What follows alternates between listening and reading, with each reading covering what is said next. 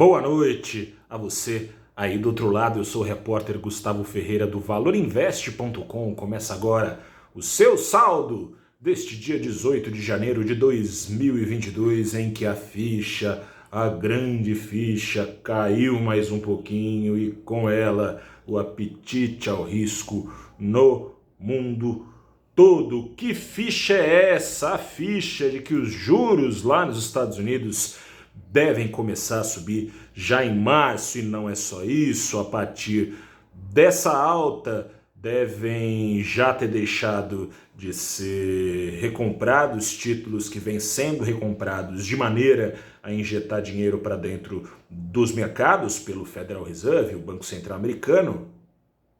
Essa recompra deve ser transformada paulatinamente, mês a mês, em revenda de títulos e a preço de banana para enxugar a liquidez global.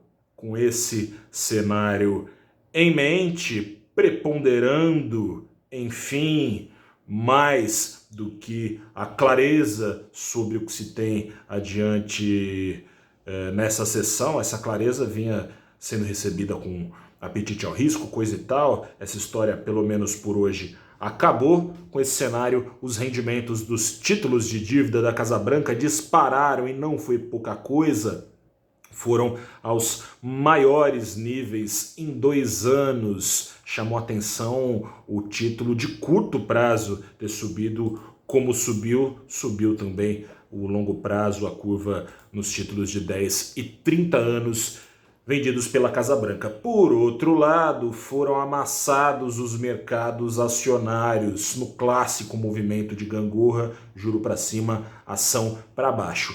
Esse amassar, no entanto, foi desigual. Penaram as ações, obviamente, sensíveis à alta de juros, é o caso das ações ligadas ao consumo, mas foram beneficiadas as ações das exportadoras, que muito pouco tem a ver com isso. O mundo está bombando, pode subir juros por aí, pode subir juros aqui no Brasil. Com exportações, elas tendem a surfar nas taxas fortes de crescimento global, ainda que a economia do Brasil passe a ter ainda maiores dificuldades quando os juros americanos subirem, eventualmente conduzirem a Selic aqui no Brasil para um patamar ainda mais alto do que aquele que já é esperado, sem precisar disso. Foram beneficiados também os bancões, que têm a ganhar com alta de juros, cobrando em cima do lombo dos seus clientes mais caro pelo empréstimo, pelo financiamento. Essas poucas ações têm fartas fatias no Ibovespa, e o Ibovespa pulou fora da gangorra, na contramão das bolsas emergentes na média, na contramão das bolsas de Nova York, bolsas da Europa. O Ibovespa conseguiu subir, pouquinho, mas subiu 0,28%. A cena interna também colaborou para a venda de ações sensíveis a juros. O Brasil oferece riscos por si só para potencializar a expectativa de alta de juros por aqui, sem precisar dos Estados Unidos. Imagina, com a ingrata ajuda deles. Por aqui segue como bola da vez de preocupações a pressão dos servidores por reajustes.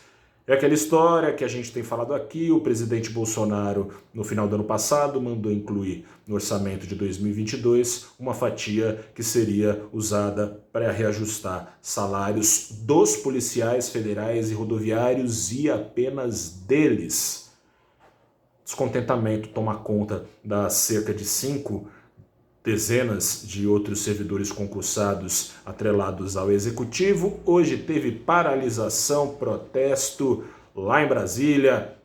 Querem reajuste equiparado ao que foi prometido. Por enquanto é só uma promessa aos policiais. Reajustes de até 28% são desejados. Tem ameaça de greve. O problema é que não tem dinheiro. O espaço foi aumentado abaixo do teto de gastos, como se sabe. Convenientemente, o governo mandou derrubar com a PEC dos precatórios o teto de gastos que existia para instalar o mais alto, para fazer caber os gastos que pretendia fazer no ano eleitoral. Dentre eles, um bastante necessário, que é o reajuste do antigo Bolsa Família, rebatizado Auxílio Brasil. É necessário? Evidentemente é. A pobreza vai se aprofundando no Brasil. No entanto, poderia ter sido feito com corte de outros gastos, remanejamento de verbas, por exemplo, cortando subsídios a setores escolhidos a dedo já de outros carnavais, de outros governos, mas que tiveram seus privilégios mantidos por esse governo, mas não tem vontade de descontentar ninguém em ano eleitoral, como você sabe muito bem aí, macaco velho, gato escaldado que é em matéria de Brasil. Com isso, fica a dúvida, estaria Bolsonaro arrependido de ter prometido esse agrado aos policiais, desagradando a totalidade dos servidores? Ou estaria o presidente Jair Bolsonaro satisfeito dessa forma, prometendo reajuste aos policiais, forçado a barra para, no fim das contas, ter que agradar a todos os servidores em ano eleitoral para o suposto descontentamento do seu ministro da Economia, Paulo Guedes? Enfim, sem respostas e com motivos de sobra para subir aqui no Brasil também e de sobra para buscar refúgio nos títulos do governo americano, não bastando serem os mais seguros ativos do mundo, pagando mais, o dólar subiu no Brasil 0,61%, foi aos R$ 5,56. Esse é o resumo do pregão desta terça-feira. Voltamos a conversar amanhã com o saldo do dia 19 de janeiro de 2022. Esse dia 18 foi essa história. Grande abraço, até a próxima e tchau.